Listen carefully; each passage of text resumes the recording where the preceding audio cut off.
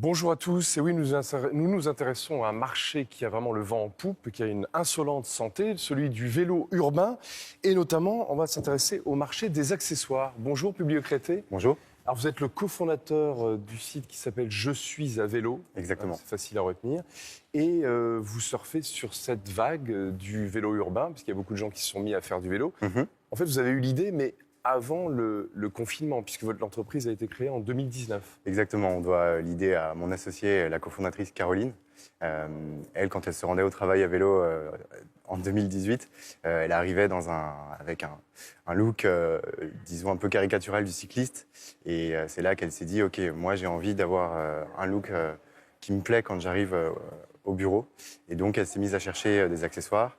Et on s'est lancé ensemble dans une boutique qui vend en fait des accessoires destinés aux cyclistes qui ont envie d'arriver frais, dispo et beaux au vélo. Donc, nos articles, c'est des accessoires qui sont... C'était un souci esthétique d'abord. C'était un souci esthétique d'abord. Mais il y a aussi, donc, nos articles, c'est des articles fonctionnels, techniques, mais aussi esthétiques. Et en fait, je disais 2019 parce que cette vague du vélo en ville a quand même été beaucoup plus importante à cause des confinements. Et vous avez démarré avant. Donc finalement, vous avez été encore plus porté par ces 2 dernières années qui viennent de s'écouler. Tout à fait. Notre premier décollage, c'était les grèves dans les grandes métropoles françaises en 2019, décembre 2019, janvier 2020. Et ensuite, au déconfinement, là, ça a été un deuxième décollage. On est parti encore plus loin. Alors en fait, quand vous dites souci d'esthétisme, les gens ne trouvaient pas forcément... ils n'arrivaient pas à concilier le côté pratique avec le côté un peu fun.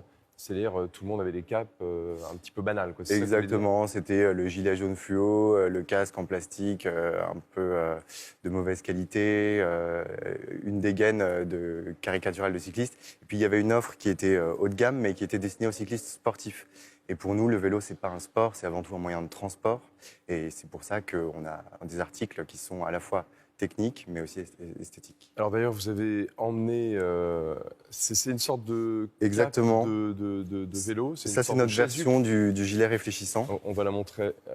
Donc l'idée, c'est de sortir du jaune classique des gilets jaunes, quoi. Exactement, c'est de sortir du gilet jaune. Donc c'est un produit qui est tout à fait représentatif de notre gamme.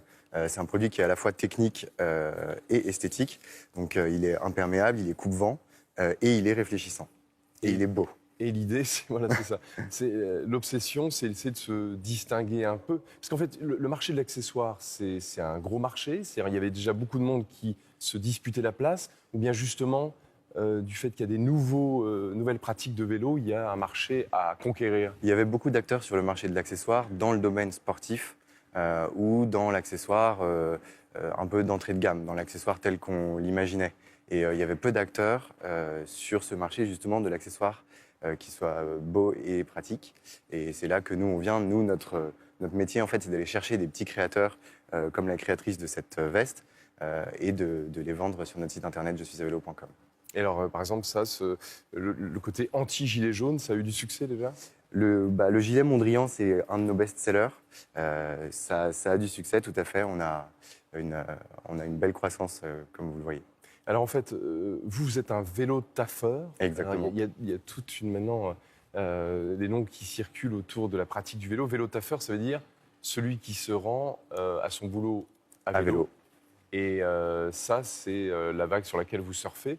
Mais c'est quoi les objets indispensables et les objets qui font un peu chic au lieu d'avoir la panoplie classique ? L'objet indispensable qui typiquement fait très chic, c'est un beau casque.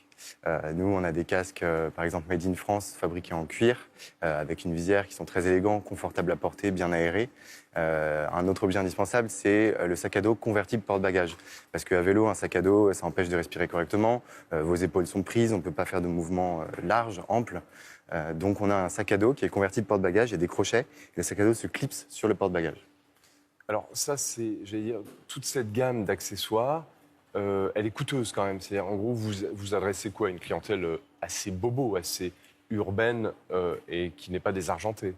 Tout à fait, mais pas que. On a aussi des accessoires accessibles à tous. On s'adresse à tous les cyclistes avec des accessoires aussi d'entrée de gamme pour tous les cyclistes. Alors, vous-même, vous avez beaucoup pratiqué le vélo. Vous êtes allé, je crois, aux États-Unis, vous avez traversé les États-Unis, vous êtes allé en Allemagne.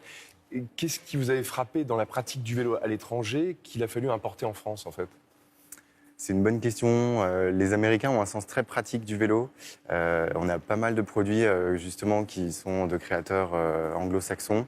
Je dirais que ce qui était frappant, c'est que leur infrastructure est bien meilleure que la réputation qu'elle a. Même aux États-Unis? Oui, bien sûr. Parce Des qu'on pense villes, surtout aux Pays-Bas, on pense Exactement. à l'Allemagne, on ne pense pas forcément aux Américains. Mais en fait, des villes comme Seattle, Vancouver, Toronto ou Chicago ont des infrastructures cyclables très solides, au moins aussi solides que celles de villes allemandes, par exemple.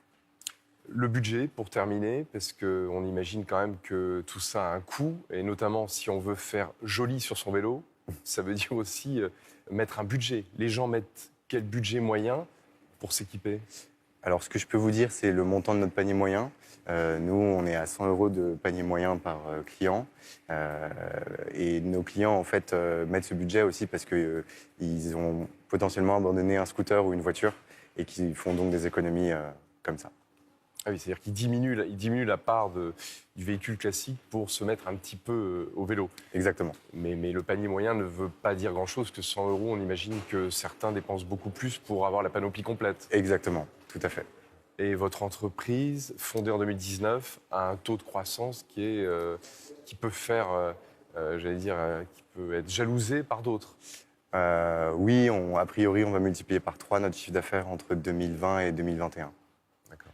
Donc les vélos Taffer, ça vous s'adressez. Exactement. Merci d'être venu nous rendre Avec visite, plaisir. Publio Crété, et donc bon vent sur votre vélo. Merci.